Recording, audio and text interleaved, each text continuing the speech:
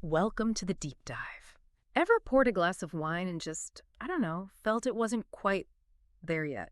Like it's holding something back, almost like a secret potential hidden inside the bottle. Well, if that sounds familiar, you're in for a treat today. We're diving into how a really simple step can sometimes take a good wine and make it, well, extraordinary. We are unbottling the mysteries, you could say, of aeration and decantation.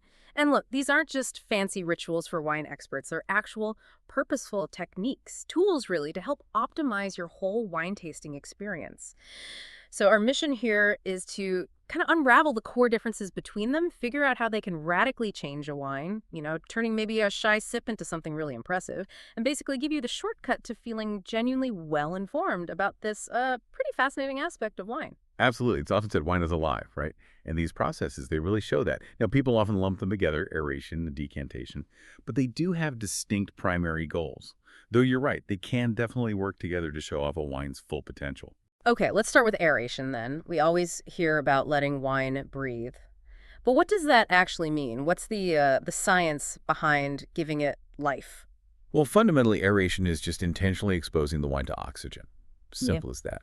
But maybe think of it less like just breathing and more like waking something up that's been a bit dormant, Yeah. allowing it to really stretch out and show its full aromatic stuff, its texture. It's a very targeted interaction, actually. Right. So how does the oxygen do that on a chemical level? Because that's where I guess, the real transformation happens. Precisely. It's a pretty dynamic stuff. So first off, oxygen helps undesirable volatile compounds evaporate. Right. We sometimes talk about reduction in wine. That's basically when it hasn't had enough oxygen during making or aging. Mm. And that can lead to these sulfurous compounds, thiols, sulfides, Okay. which, smell unpleasant, like Right. rotten egg, maybe burnt rubber, even cooked cabbage sometimes. Yeah, I've smelled that. Not great. Not great at all. Oxygen helps those dissipate. It sort of cleans up the aroma profile. Even things like excess alcohol. If it's smelling a bit pungent, that can get toned down too. So that rotten egg smell doesn't mean the wine's bad. Often it just needs air. Aeration is like this instant, sometimes really dramatic, detox. Huh. Okay, that makes sense for getting rid of the, let's say, off notes, but how does oxygen know not to strip away the good stuff too, the aromas we actually want? That's the interesting part. It's about controlled oxidation. It's not meant to be destructive, it's transformative. Oxygen actually encourages the controlled oxidation of other compounds, which are often aroma precursors. Precursors. Yeah, things that haven't quite become aromas yet. Oxygen helps them convert into more complex, more appealing scents. So those really fresh, simple fruit notes you might get in a young wine, they can evolve maybe into cooked fruit notes or spices or even earthy tones. It just adds layers, Yeah. more depth. And then for red wines particularly, this is where it gets really interesting, tannin polymerization. Tannins, right? That drying sensation you get. Exactly. Those polyphenols that give red wines their structure, but also that astringency. In young, maybe quite powerful wines, they can feel harsh, right? A bit like sandpaper on the tongue. Yeah, definitely. Oxygen acts like a subtle matchmaker here. It helps these tannin molecules link up, polymerize into bigger, longer, gentler chains. And as they get bigger, they become less reactive with the proteins in your saliva. So that's the velvety feel people talk about. That's exactly it. It leads to a much smoother, more rounded, more integrated mouthfeel.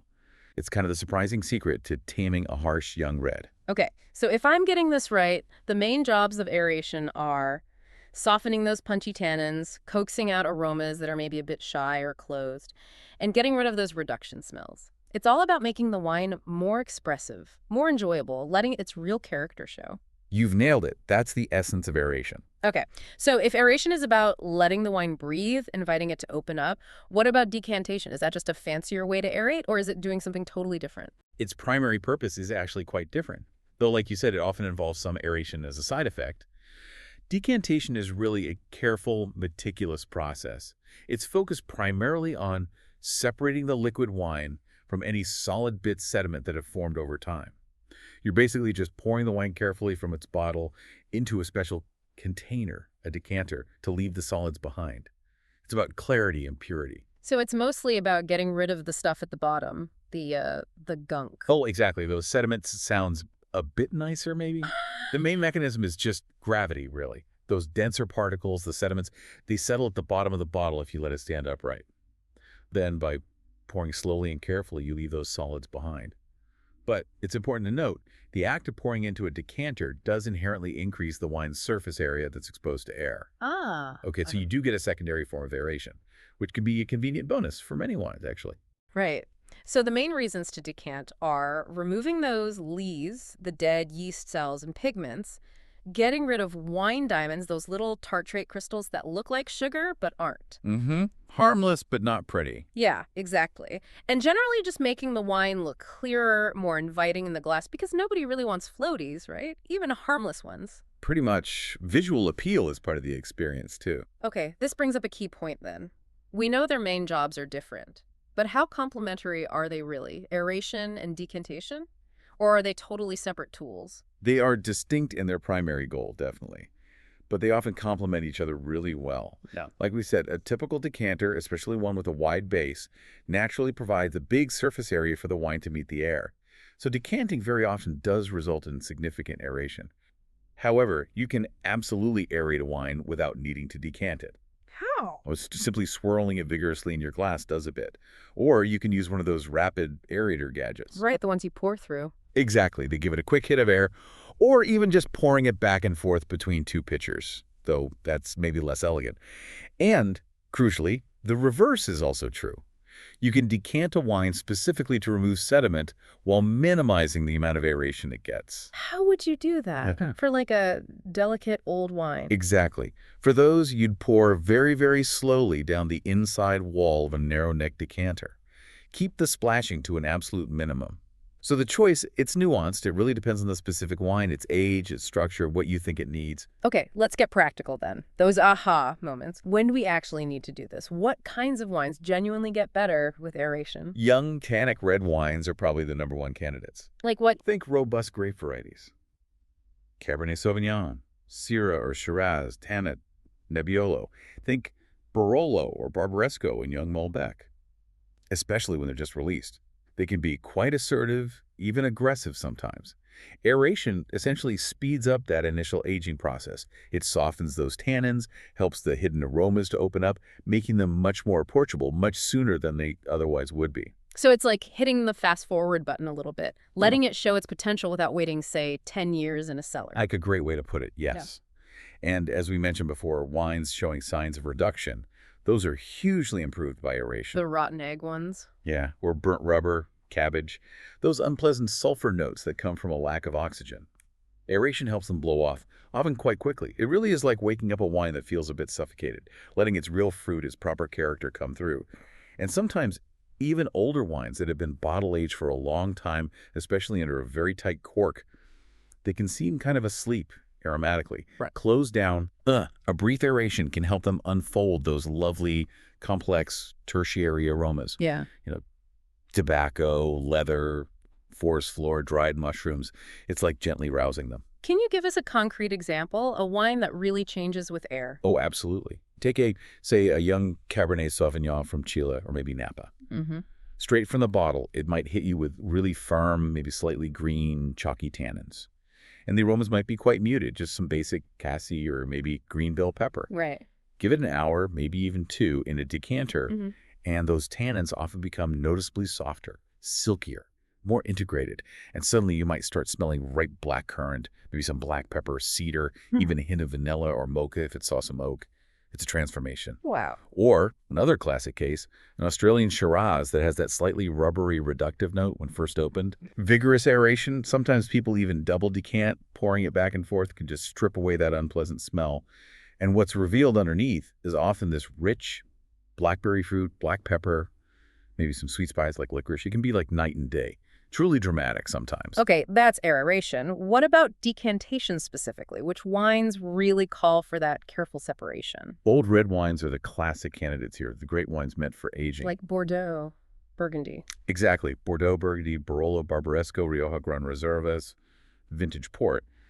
These wines naturally develop sediment over many years, even decades. It's just a natural part of the aging process, pigments and tannins binding together and settling out. Decanting is essential there to ensure you get a clean, clear glass, free from that gritty or cloudy stuff. It just gives a pure tasting experience. So is it fair to say that pretty much any wine, regardless of age, if you can see visible sediment, should probably be decanted? Fundamentally, yes. If you hold the bottle up to the light, and see particles floating around or a heavy deposit at the bottom, decanting is usually a good idea for clarity. Let's take that 20-year-old Barolo example again. Careful decanting gets rid of that fine sediment, and then that gentle aeration that gets in the decanter over maybe 30 minutes or an hour that helps awaken those beautiful, delicate, aged aromas, truffle, dried cherry, rose petal, maybe some tar. The texture seems silkier too, the flavor's more integrated. It's really about respecting the wine's journey and presenting it at its best. We've talked a lot about the benefits, how these techniques unlock potential, but this is where it gets tricky, right? Because not all wines need this. Some might actually be harmed by it. We could ruin a perfectly good bottle with the best intentions. So what wines should we absolutely not aerate or decant? Yeah, this is crucial. Light aromatic white wines are a big category to avoid messing with generally. Like Sauvignon Blanc. Pinot Grigio. That's exactly. Sauvignon Blanc, Pinot Grigio, unoaked Chardonnay, maybe a young dry Riesling. Their appeal lies in those fresh, delicate primary aromas, citrus, green apple, floral notes, maybe some minerality. Those aromas are often quite volatile and can dissipate really quickly with too much air contact. Aerating them can just make them taste flat, dull. You lose the vibrancy. Okay, that makes sense. What about old reds? You mentioned Barolo benefits, but is there a point where they become too old, too fragile? There absolutely is, and this is where judgment comes in. It's a bit of a balancing act. Extremely old, very fragile red wines, think maybe very old Pinot Noirs from Burgundy, really venerable Bordeaux, or perhaps Barolos that are pushing 30, 40 years or more. Wow. These wines can literally collapse with too much oxygen exposure. Their structure is delicate. Those incredibly subtle, complex tertiary aromas, forest floor, dried flowers, old leather, sous-bois they've taken decades to develop. Right. A sudden rush of oxygen can just overwhelm them, oxidize them, make them fall apart aromatically. You can end up with a lifeless, almost sherry-like wine. So what do you do if an ancient wine has sediment? It's tricky. Sometimes a very, very careful, gentle decant immediately before serving is the answer. Minimal air contact. But often, for the true veterans, the best approach is actually not to decant at all. You stand the bottle up well in advance, let the sediment settle completely, and then pour extremely carefully from the bottle, maybe using a wine cradle to keep it steady, stopping before the sediment reaches the neck. Preserve every last bit of that fragile character. Right. And sparkling wines. This seems obvious, but worth saying explicitly. Oh, absolutely non-negotiable. Aeration or decantation must be avoided for champagne, prosecco, cava, any sparkling wine. Full stop. Why? I mean, apart from looking weird. You lose the pearlage, the bubbles. Yeah. They're fundamental to the wine's texture, its freshness, how it delivers aromas. Aerating or decanting kills the bubbles. You basically just end up with flat, acidic wine, a complete waste of what makes sparkling special. Okay. Any others to be cautious with? Well, maybe some wines known for particularly delicate volatile notes. Certain elegant Pinot Noirs, even younger ones, or maybe some floral whites like Gewürztraminer. Their complexity can sometimes feel a bit crushed or simplified by too much oxygen. And one really crucial caveat we need to mention: aeration does not fix a corked wine. Ah, the dreaded TCA fault, that musty, wet cardboard smell. Exactly. That's caused by a chemical compound, TCA. No amount of air is going to remove that specific fault. Aeration might help dissipate some other off aromas like reduction, but it won't cure a cork taint. If it's corked, unfortunately, it's destined for the sink. Good to know. Okay, so we know the why and the when. Let's talk how. What are the actual tools and techniques for aeration if someone wants to try this at home? The simplest method, really, is just using the glass itself. Swirling. Yeah, just gently swirling the wine in your glass increases the surface area touching the air. It provides pretty light aeration. It's perfect for just testing the water, seeing if a wine opens up a bit, or for making minor adjustments if it feels a little tight. What about those rapid aerator gadgets you mentioned? The ones you pour the wine through. Are they any good? They can be very effective, yes. They're designed to instantly mix the wine with air as it flows through. They're super convenient for everyday drinking, especially if you know a particular wine generally benefits from some air. Quick and easy, but they offer less control than a decanter. It's kind of an all-or-nothing blast of air. For more nuanced or intense aeration, a decanter is usually the preferred method. Okay, tell us about using a decanter for aeration. Right, so the decanter is the traditional tool and often the most effective for controlled aeration. You've got different shapes. Wide-based decanters, sometimes duck-shaped or ship's decanter style, they have a large surface area. Okay. These are great for those robust young reds we talked about that really need a good amount of oxygen contact quickly. Oh, okay. Then you have narrower neck decanters. These are better for wines needing gentler exposure or when you want to slow down the aeration process. And how do you pour it in? Does it matter? It does, depending on your goal. If you want significant aeration, you'd pour the wine so it splashes gently against the inside walls of the decanter. That maximizes the initial contact with oxygen.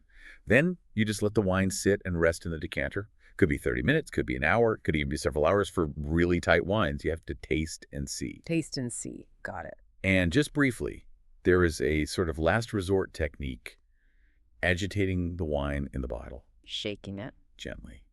Gently swirling or rocking it with a cork firmly back in, only for very closed, young, sturdy wines. But honestly, use extreme caution. You risk stirring up sediment or just bruising the wine. It's really an emergency measure if you don't have a decanter handy. Okay, maybe best avoided unless desperate. Let's switch to decantation techniques then, that meticulous separation process. What's the step-by-step? Right, the ritual for proper decanting. First, strategic positioning is crucial. You need to stand the bottle upright for quite a while beforehand, at least 6 hours, preferably 12 to 24. For very old wines with fine sediment, even a full day or two isn't too much. To let all the sediment settle completely into a compact layer at the very bottom. You need gravity to do its work undisturbed. Then, step 2, illumination. This is absolutely critical. You need a light source. Like a candle. That seems very traditional. A candle works beautifully because it's a focused light. But honestly, the flashlight on your phone works just as well these days. You position this light behind the neck of the bottle as you pour. It allows you to clearly see the wine flowing out, and crucially, to see when the sediment starts to move towards the neck. So you're constantly watching that point where the light shines through the neck. Exactly. Then comes the pour itself. Slow and steady wins the race here. You gradually tilt the bottle, maintaining a constant, gentle, unbroken stream of wine into the decanter. It also helps to tilt the decanter slightly towards the bottle initially. This lets the wine run gently down the inside wall, minimizing splashing and therefore minimizing unwanted aeration if you're dealing with a delicate old wine. Okay, slow, steady, gentle stream. And then, the decisive moment, the stop. The second you see those first few particles of sediment approaching the neck in the beam of light, you stop pouring. Immediately. Even if there's still wine left in the bottle? Yes. You have to accept that you'll sacrifice a small amount of wine, maybe half an ounce or so, that's cloudy with sediment. It's a small price to pay for ensuring the rest of the wine in the decanter is perfectly clear. So that light is really your guide, your visual compass to get it just right? Absolutely fundamental. It gives you precise control. And what about the decanter itself for this? If the main goal is just removing sediment, not necessarily aeration. For pure decantation, especially for older, fragile wines, narrower neck decanters are generally better because they limit the wine's surface exposure to air. You might also find U-shaped decanters or ones with handles easier to manage for that slow, controlled pour. And again, for those very old, fragile wines, extreme caution. Maybe decant just moments before serving. Or, as we discussed, maybe don't decant at all and just pour incredibly carefully from the bottle using a cradle. What about using a little sieve or filter? You can use a very fine mesh strainer like a tea strainer held over the decanter as an extra layer of security, especially if you're worried about clumsy pouring. But it's really not a substitute for proper technique, letting the sediment settle and pouring carefully with the light. A filter can sometimes introduce unwanted aeration or even slightly strip the wine. So technique first, filter as a backup maybe. Okay, makes sense. So zooming out a bit, why does all this matter from, say, an enological perspective? What's the deeper impact, and how does it guide decisions for someone like a sommelier or even just us at home? Well, those reactions with oxygen, they really are a catalyst for change. As we talked about, oxygen helps oxidize those unwanted smelly compounds, making them less noticeable. But more importantly, it helps develop new, more complex aromas, secondary and tertiary notes. Think nuts, dried fruits, honey, spices like cinnamon or clove, leather, tobacco. It just adds layers of intrigue. Right, the evolution. Exactly. And then there's the texture part, that softening of tannins through polymerization and condensation that consistently makes the wine feel smoother, rounder, more polished, more palatable on the finish. It's about unlocking hidden dimensions, both aromatically and texturally. Does temperature play a role in how effective this all is? Oh, absolutely. Temperature is a critical factor. It affects everything in wine, including aeration and decantation. It impacts the rate of those chemical reactions, the volatility of aroma compounds, even the solubility of tannins. How so? Colder wines are generally more closed aromatically, The molecules just aren't moving as much, reactions happen slower, tannins might feel tighter, more aggressive. Conversely, if a wine is too warm, those delicate aromas can fly out of the glass too quickly, especially during aeration. You risk losing complexity, leaving the wine feeling flat or soupy. So serve at the right temp after you've done the aeration or decanting. Precisely. Getting the temperature right is crucial for enjoying the results of your efforts. It's like setting the stage properly for the wine's performance after you've helped it get ready. Okay, so for us listeners at home, how can we really experience this? How can we test it ourselves and perceive these changes? Empower our own senses. The best way is definitely a side-by-side comparison. It's really enlightening.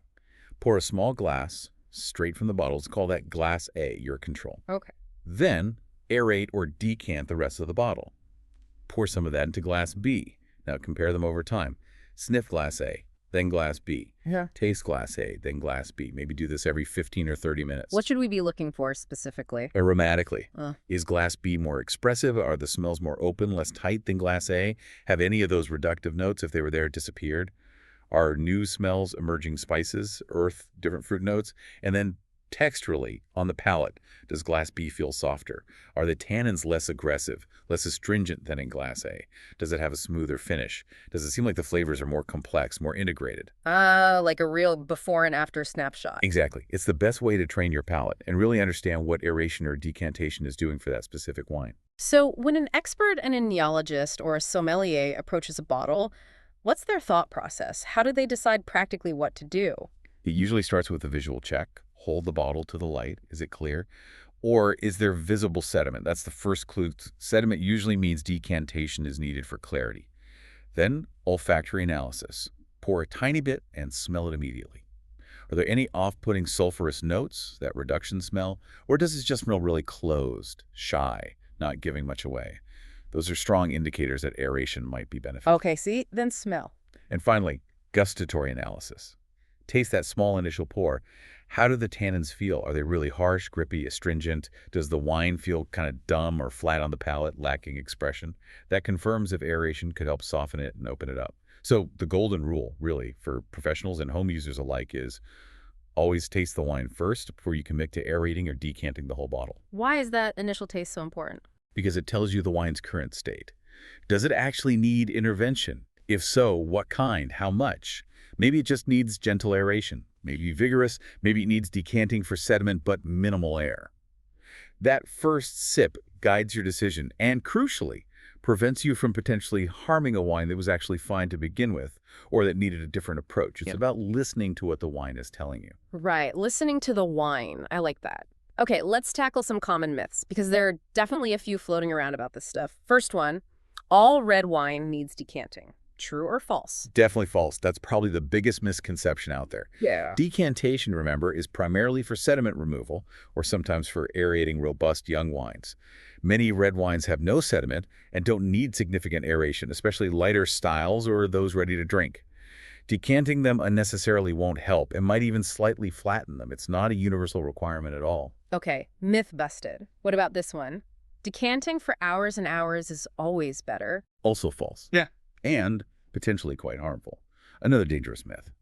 The ideal aeration time is incredibly variable. It depends entirely on the wine, its age, its structure, its grape variety, how it was made. Right. Some wines might peak after 30 minutes, some might need 2 hours, some might need just a quick splash. Excessive aeration, leaving it in a decanter for too long, can absolutely kill a wine, especially more delicate ones. You risk stripping away all its subtle complexities, oxidizing it, leaving it flat and lifeless. It's a real shame when that happens. More is definitely not always better here. And speaking of that, those dangers of over-aerating delicate or old wines, Right. That damage is irreversible, isn't it? You can't put the genie back in the bottle, so to speak. No, unfortunately not. Once those delicate, evolved, volatile aroma compounds have dissipated due to too much oxygen, they're gone for good. The wine loses its aromatic complexity, its nuance, its structure can feel diminished. It just becomes a shadow of its former self. That's why caution and tasting along the way are so important, especially with older bottles. One thing that probably gets overlooked is cleaning the decanter afterwards. How important is good hygiene here? Oh, critically important. It's not just about getting it looking clean. It's about preventing contamination. Residual wine stains, dust, or worse, traces of detergent, They can all impart really unpleasant off flavors and aromas to the next wine you put in there. You could ruin a beautiful bottle before you even start. So how should you clean them properly? They can be awkward shapes. They can be. Long, flexible decanter brushes are very helpful for getting into the curves. Some people use special stainless steel cleaning balls. You swirl them around with warm water, and they gently scrub the inside. If you need a cleaning solution, use something neutral and unscented, specifically for wine equipment if possible, or just a tiny drop of unscented dish soap. But the absolute key is rinsing. Rinse exhaustively, multiple times with clean water, warm, then cold, to remove every single trace of soap residue. That's vital. And drying. Also important, air dry completely, ideally upside down on a decanter stand or propped safely in a dish rack. This prevents water spots, but also stops moisture sitting inside, which could lead to mold or musty smells developing. A clean, dry, odor-free decanter is the goal.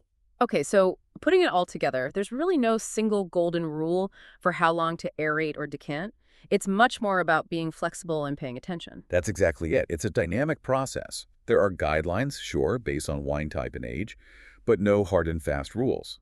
The best approach requires flexibility and constant observation, or rather constant tasting. Check in on the wine every 15-30 minutes or so while it's aerating, see how it's evolving, catch it when it reaches its peak expression. You really have to trust your own senses and adapt your technique to each individual bottle. The wine itself is the ultimate guide. That's great advice. Okay, so just to quickly recap the main takeaways as we wrap up this deep dive. Aeration. Its core purpose is opening up aromas, softening those sometimes aggressive tannins, and getting rid of any reductive, funky smells. Giving it oxygen to help it express itself better. And decantation. Primarily about removing sediment for clarity, making the wine look and feel cleaner, though it often provides a bit of secondary aeration as a bonus. Exactly. Separation first, aeration second. And remember the when. Think young, tannic reds, wines showing those reduction signs, or older reds that have thrown a visible sediment. And just as importantly, when not. Light aromatic whites, those very delicate, very old reds, and absolutely positively sparkling wines, leave them alone. Please leave the bubbly alone. And never, ever forget that golden rule we keep coming back to. Taste it first? Always taste the wine first. That initial assessment tells you everything you need to know to make the right call. It's about respecting the wine, understanding what it needs, not just following a formula. Absolutely. You know, the journey of discovery in the world of wine, it feels like it's continuous, doesn't it? Always something new to learn, endlessly rewarding. We've really just scratched the surface today, but hopefully we've demystified these techniques a bit. We really encourage you, the listener, to embrace experimentation. Don't be intimidated by it. Maybe even keep a little tasting journal next time you open a bottle you think might benefit. Note down your observations right after opening. Then, if you decide to aerate or decant, note down how it changes over time. How did the aromas evolve? Did the tannins really soften? Did new flavors emerge? That systematic approach, just paying attention, it really sharpens your palate. It deepens your appreciation for just how complex and dynamic wine can be. So think about it. What nuances might you unlock in your next bottle simply by giving it that little gift of air or the clarity of decanting? It really is an act of care, isn't it? Allowing each wine to show its absolute best, to express its fullest potential, and hopefully elevating every sip into a truly memorable, richer experience for you.